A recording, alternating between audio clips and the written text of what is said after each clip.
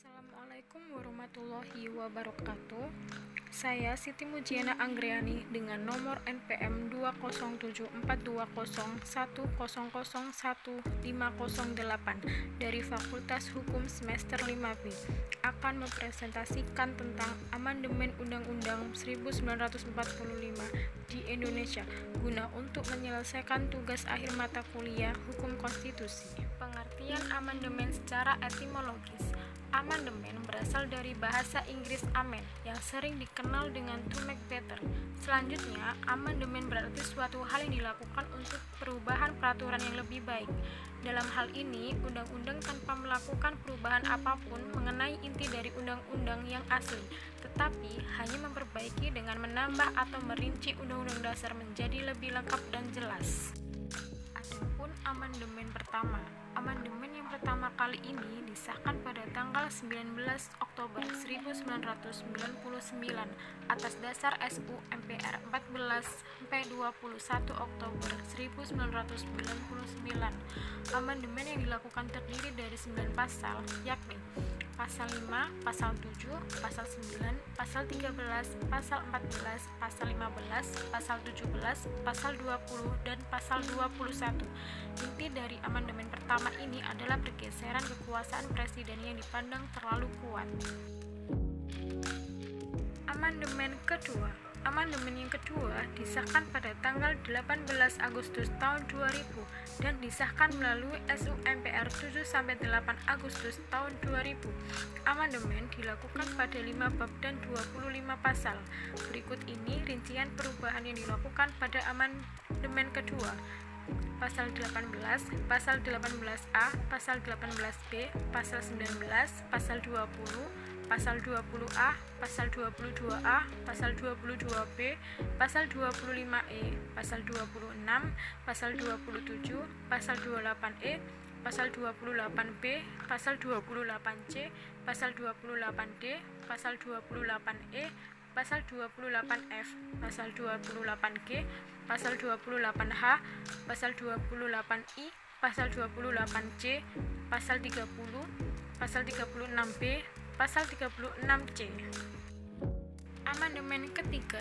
Amandemen ketiga disahkan pada tanggal 10 November tahun 2001 dan disahkan melalui ST MPR 1-9 November tahun 2001.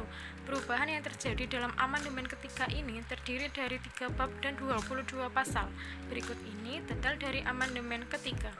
Pasal 1, Pasal 3, Pasal 6, Pasal 6A, Pasal 7A, Pasal 7B, Pasal 7C, Pasal 8, Pasal 11, Pasal 17, Pasal 22C, Pasal 22D, Pasal 22E, Pasal 23, Pasal 23A, Pasal 23C, Pasal 23E, Pasal 23F, Pasal 23G, Pasal 24, Pasal 24A, Pasal 24B, Pasal 24C, Bab 7A, Bab 7B, dan Bab 8A.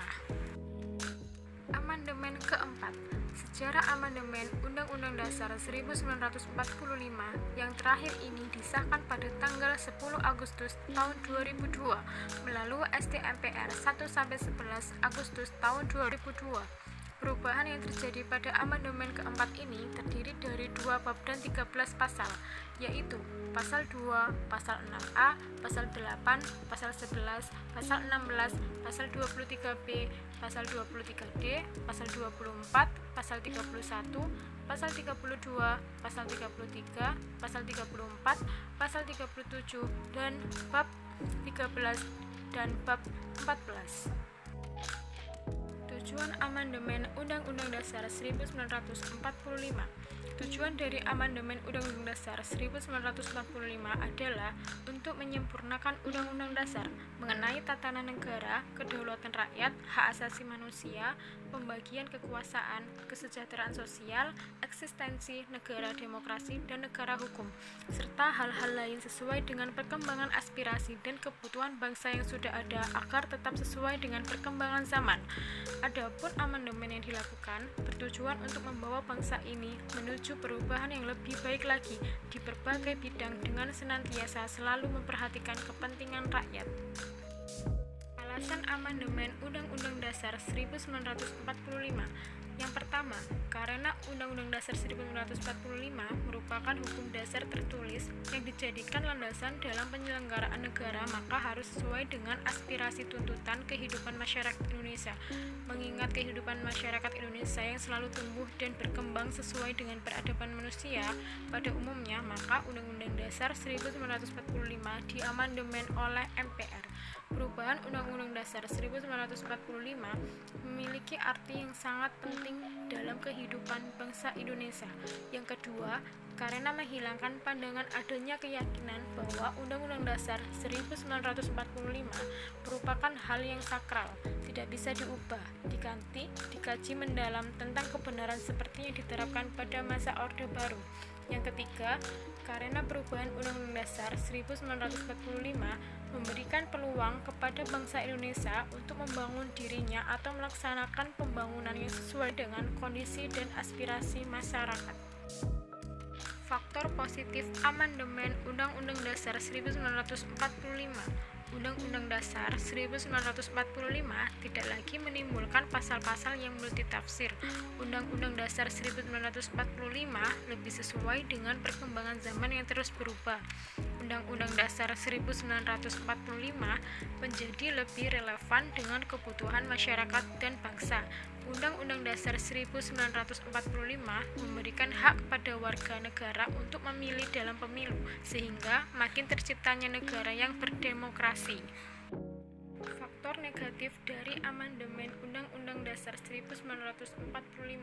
Amandemen Undang-Undang Dasar 1945 yang dilakukan secara terburu-buru mengakibatkan munculnya peraturan perundang-undangan yang menyengsarakan rakyat, munculnya kebijakan otonomi daerah yang dilaksanakan tanpa persiapan sosial yang matang, sehingga mengganggu keberadaan Indonesia sebagai Negara Kesatuan Republik Indonesia atau NKRI, mengakibatkan muncul konflik yang berkepanjangan di banyak daerah. Lemahnya kendali pemerintah pusat terhadap sektor-sektor strategis di daerah telah membuat negara kesatuan ini semakin berjalan ke arah sistem semi-federal. Sekian dari presentasi yang bisa saya sampaikan. Mohon maaf apabila ada kesalahan kata yang masih banyak kurangnya. Saya ucapkan terima kasih. Wassalamualaikum warahmatullahi wabarakatuh.